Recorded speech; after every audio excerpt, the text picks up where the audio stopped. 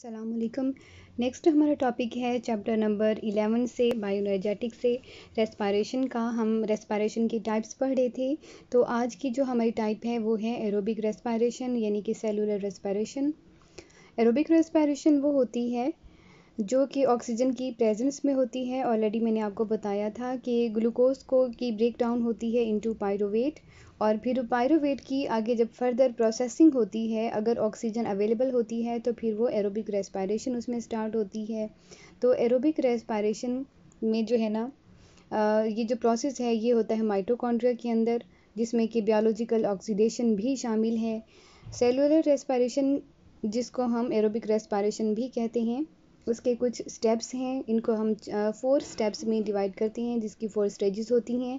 पहली stage glycolysis, second one is pyruvic acid oxidation, third one Krebs cycle जिसको हम citric acid cycle भी कहते हैं, हम इसको C3 साइकिल भी कहते हैं, and fourth stage is respiratory chain.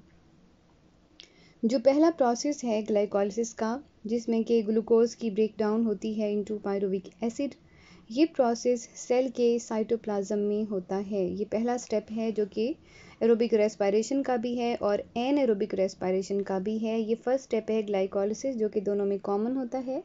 ये जो प्रोसेस है ग्लाइकोलिसिस का, ये सेल के साइटोप्लाज्म में होता है। जब पायरुविक एसिड बन जाता है तो उसके बाद फर्दर जो प्रोसेस है क्रेब्स साइकिल और रेस्पिरेटरी चेन, ये दोनों प्रोसेस जो हैं वो माइटोकॉन्ड्रिया के अंदर होते हैं। तो सबसे पहले हम चलते हैं ग्लाइकोलिसिस की तरफ। ग्लाइकोलिसिस की डेफिनेशन इस तरह से होगी कि it is the break down of glucose into pyruvic acid. इसका प्रोसेस हम यहाँ पे देखते हैं। ये आपके सामने एक सीरीज ऑफ रिएक्शन है। ग्लूकोज सबसे पहले आप देखें, ग्लूकोज का एक मॉलिक्यूल है जो कि 6 कार्बन का एक कंपाउंड है ग्लूकोज। तो इसको कन्वर्ट किया जाता है into series of reaction. One glucose molecule is break down into 2 pyruvate molecules, pyruvate यानी कि पायरुविक एसिड। तो इस प्रोसेस को हम इस तरह से समझ सकते हैं कि ग्लाइकोलिसिस का जो पूरा प्रोसेस है उसको भी फर्दर हम 2 स्टेप्स में डिवाइड कर सकते हैं। पहला स्टेप जिसको हम कहते हैं प्रिपरेटरी फेज़, ठीक है, क्या हम इसको कहते हैं preparatory phase.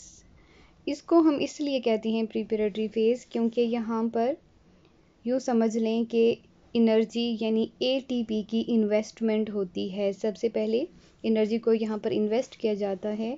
2 molecules of ATP are invest here, ठीक है, यहाँ पे उसकी इन्वेस्टमेंट होती है एनर्जी की। उसके बाद ये जो नेक्स्ट स्टेप है, ठीक है, ये वाला जिसको हम कहते हैं ऑक्सीडेटिव फेज़, ये आउटपुट फेज़ होता है। इसको हम पे ऑफ फेज़ भी कहते हैं क्योंकि यहाँ पर एनर्जी आपको वापस मिल जाती है, बल्कि दुगनी मिल जाती है। 2 जो मॉलिक्यूल्स हैं पीछे आपने देखा है, यहाँ पर एनर्जी के ATP के यहाँ पर कंज्यूम हुए, और यहाँ पर 4 मॉलिक्यूल जो हैं वो ATP के प्रोड्यूस हो गए, ठीक है। आप यहाँ पर देख सकते हैं 4 मॉलिक्यूल्स जो हैं वो ATP के प्रोड्यूस हो रहे हैं, 1 2 3 एंड 4। असल में ये जो 4 मॉलिक्यूल्स ATP के बने हैं, इन 4 में से 2 मॉलिक्यूल्स जो हैं वो अगले प्रोसेस में जब ग्लाइकोलिसिस होगी नेक्स्ट स्टेप पर, वहाँ पर कंज्यूम हो जाते हैं। तो यूँ समझ लें कि ये आपके सामने जो ग्लाइकोलिसिस का एक प्रोसेस है, उसमें ये 2 मॉलिक्यूल्स कहाँ से आए, एनर्जी के ATP के पहले वाले ग्लाइकोलिसिस के प्रोसेस से। वहाँ पर जो 4 ATP बनी थी उसमें से 2 ATP के मॉलिक्यूल जो हैं वो नेक्स्ट ग्लूकोज की ब्रेक डाउन में कंज्यूम हो जाते हैं।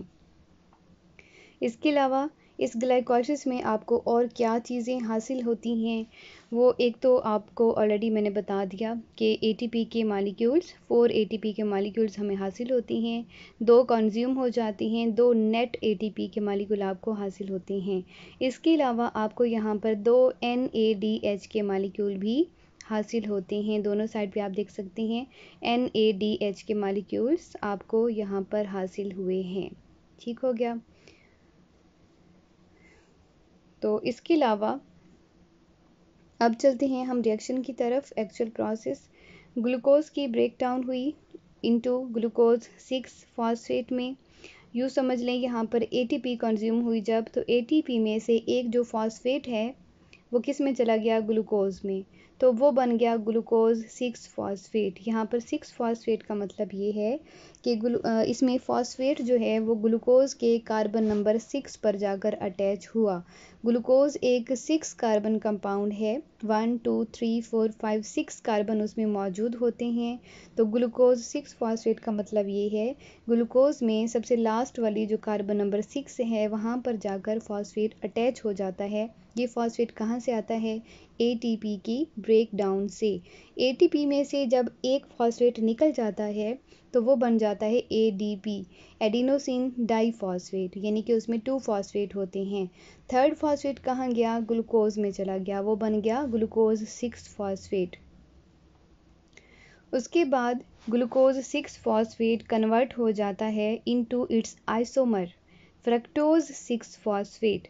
आइसोमर में सिर्फ ये फ़र्क होता है, ग्लूकोज के स्ट्रक्चर में स्ट्रक्चरल चेंज थोड़ा सा आता है जिसमें कि एटम जो है वो उसकी रीशफलिंग होती है, तो वो बन जाता है फ्रक्टोज 6 फॉस्फेट। ठीक है, number of atom, number of molecule सब कुछ सेम रहता है, सिर्फ स्ट्रक्चर उसका थोड़ा सा चेंज होता है जिसकी वजह से वो ग्लूकोज की बजाय क्या बन जाता है, फ्रक्टोज 6 फॉस्फेट।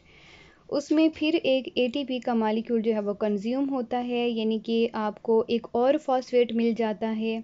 वो फॉस्फेट कहाँ पर जाकर अटैच होता है, कार्बन नंबर 1 पर, तो हम उसको कहते हैं फ्रक्टोज 1,6 बिस फॉस्फेट, यानी कि इसमें बाई फॉस्फेट होती हैं, 2 फॉस्फेट के एटम जो है वो इसमें ऐड हो जाते हैं। तो फ्रक्टोज 6 फॉस्फेट जो है वो क्या बन गया, अब फ्रक्टोज 1,6 बिस फॉस्फेट। इसमें भी एनर्जी का एक मॉलिक्यूल जो है वो कंज्यूम हुआ। तो नेक्स्ट स्टेप पर क्या होता है कि ये जो फ्रक्टोज 1,6 बिस फॉस्फेट है जो कि 6 कार्बन कंपाउंड है, वो टूट जाता है इनटू 2 कंपाउंड्स, और वो दोनों कंपाउंड्स ही 3 कार्बन वाले होते हैं। एक का नाम है डाईहाइड्रोक्सी एसीटोन फॉस्फेट DAP, और दूसरा जो 3 कार्बन वाला कंपाउंड टूटता है उसको हम कहते हैं G3P, यानी कि ग्लाइसर एल्डिहाइड 3 फॉस्फेट। तो इसमें जो है ना कार्बन नंबर 3 पर फॉस्फेट होते हैं, लिहाजा हम इसको 3 फॉस्फेट कहते हैं। अच्छा, इसके अलावा यहाँ पे आप देख सकते हैं PI, स्मॉल PI, यहाँ पे I लिखा हुआ है, इसका मतलब है इनऑर्गेनिक फॉस्फेट। तो इनऑर्गेनिक फॉस्फेट जो है वो साइटोप्लाज्म में से आता है, वो इसमें जाकर ऐड हो जाता है ग्लाइसर एल्डिहाइड 3 फॉस्फेट में, G3P में। एक और फॉस्फेट, एक और P यहाँ पर ऐड हो जाता है, और इसको मॉलिक्यूल को हम कहते हैं 1,3 बिस फॉस्फेट फॉस्फोग्लाइसरेट। 3 वो पहले था, 3 फॉस्फेट तो ऑलरेडी कार्बन नंबर 3 पर फॉस्फेट ऑलरेडी अटैच था। अब जो इनऑर्गेनिक फॉस्फेट आया वो कार्बन नंबर 1 पर अटैच हुआ, लिहाजा हमने इस कंपाउंड को कहा 1,3 बिस फॉस्फोग्लाइसरेट। ठीक है, और इस दौरान एनर्जी का एक मॉलिक्यूल भी क्रिएट हो गया, NADH। उसके बाद ये जो कंपाउंड है 1,3 बिस फॉस्फोग्लाइसरेट, ये कन्वर्ट हुआ इनटू 3 फॉस्फोग्लाइसरेट 3PG, यानी कि जो फॉस्फेट है वो कार्बन नंबर 3 पर मौजूद है, इसमें से वो जो कार्बन नंबर 1 पे है वो यहाँ से एलिमिनेट हो गया। ठीक है, एलिमिनेट होके कहाँ चला गया, उसने वो जाकर ऐड हुआ ADP में। ठीक है, यहाँ पे आप देख सकते हैं ADP में वो ऐड हुआ। ADP में जब इनऑर्गेनिक फॉस्फेट ऐड हो जाता है तो वो बन जाता है ATP, एडिनोसिन ट्राइफॉस्फेट। तो बाकी बच जाने वाला कंपाउंड क्या कहलाता है, 3 फॉस्फोग्लाइसरेट, यानी कि 3PG। उसके बाद 3PG कन्वर्ट हो गया इनटू 2 फॉस्फोग्लाइसरेट। अब इसमें हुआ क्या है असल में कि वो फॉस्फेट जो कि कार्बन नंबर 3 पे था, अब वो कार्बन नंबर 2 पे चला गया। ठीक है, उसमें से निकला नहीं है, बल्कि वो कार्बन नंबर 3 से हट के कार्बन नंबर 2 पे चला गया, स्ट्रक्चरल चेंज हो गई। इस मॉलिक्यूल को हमने कहा 2 फॉस्फोग्लाइसरेट 2PG। अब इस कंपाउंड में से एक वाटर मॉलिक्यूल रिलीज हो जाता है, तो बाकी बच जाने वाला कंपाउंड क्या कहलाता है, फॉस्फोइनोल पाइरोवेट, PEP। ठीक है, उसमें से वो फॉस्फेट का जो एक एटम है वो भी निकल जाता है, तो वो किस में जाकर ऐड हो जाता है, ADP में। तो ADP कन्वर्ट हो गई इनटू ATP, एडिनोसिन ट्राइफॉस्फेट। आपको एनर्जी का एक और मॉलिक्यूल मिल गया, ATP। तो बाकी बच जाने वाला कंपाउंड क्या कहलाता है? पायरुवेट। ठीक है, तो आपके पास एक पायरुवेट का मॉलिक्यूल हासिल हो गया। अब चलते हैं हम दूसरे कंपाउंड की तरफ। यहाँ पर जो दूसरा कंपाउंड बना था DAP, डाईहाइड्रोक्सी एसीटोन, तो वो भी सीरीज ऑफ रिएक्शन से होता हुआ फाइनली कहाँ तक पहुँचता है, उससे भी क्या बन जाता है? पायरुवेट। तो उसके साथ भी सेम वही रिएक्शंस होते हैं। ठीक है, वहाँ पर ATP प्रोड्यूस होती है 2 मॉलिक्यूल्स। तो फाइनली आप इसमें देख सकते हैं कि इस प्रोसेस में क्या हुआ कि ग्लूकोज का एक मॉलिक्यूल कन्वर्ट हो गया इनटू 2 मॉलिक्यूल्स ऑफ पायरुवेट। ये दोनों पायरुवेट के मॉलिक्यूल 3 कार्बन के हैं।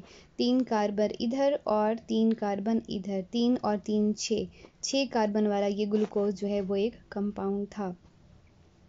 इस दौरान आपको क्या हासिल हुआ, क्या प्रोडक्ट आपको मिले, ग्लाइकोलिसिस से आपको क्या मिलता है, नेट गेन किस चीज़ का हुआ?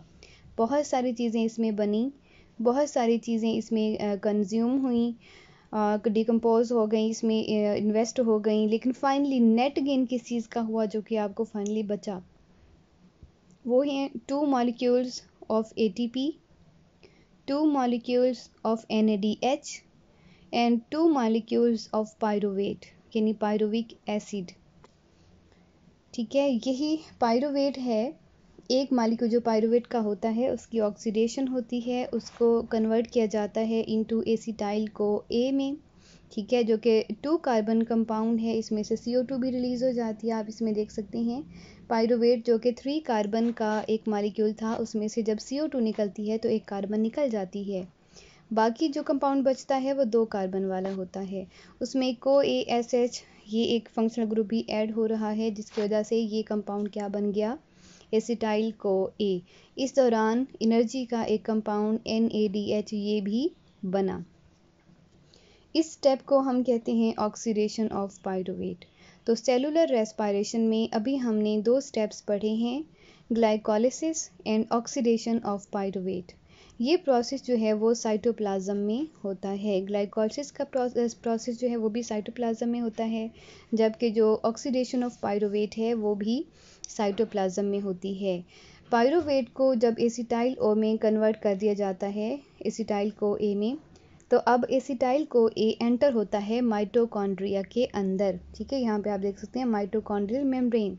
तो माइटोकॉन्ड्रियल मेम्ब्रेन से क्रॉस होता है, माइटोकॉन्ड्रिया के अंदर दाखिल होता है। उसके बाद ये प्रोसेस स्टार्ट होता है क्रेब्स साइकिल का।